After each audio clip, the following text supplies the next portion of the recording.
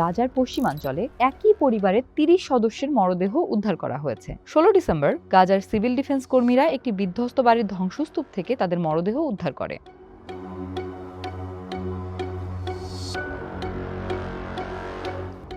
গাজার সিভিল ডিফেন্সের এক বিবৃতিতে জানানো হয়েছে, নিহতরা সবাই সালেম পরিবারের সদস্য।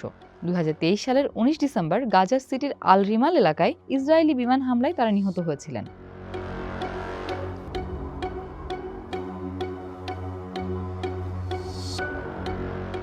হামলায় ওই পরিবারের মোট ৬০ সদস্য নিহত হয়েছেন বলে ধারণা করা হচ্ছে, যাদের মধ্যে ৩০ জনের মরদেহ উদ্ধার করা সম্ভব হয়েছে।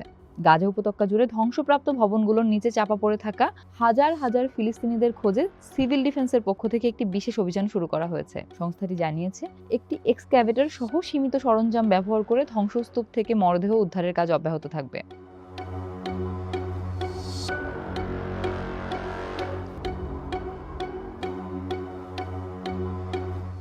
ফিলিস্তিনি কর্তৃপক্ষের তথ্য মতে, ইসরায়েল বর্তমানে গাজার অর্ধেকেরও বেশি এলাকা দখল করে রেখেছে।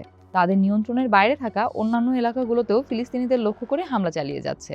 ২০২৩ সালের অক্টোবর থেকে চলা ইসরায়েলি হামলায় গাজায় এখন পর্যন্ত ৭০,০০০-এর বেশি মানুষ নিহত হয়েছেন, যাদের বেশিরভাগই নারী ও শিশু। এছাড়া আহত হয়েছেন ১,৭০,০০০-এরও বেশি মানুষ।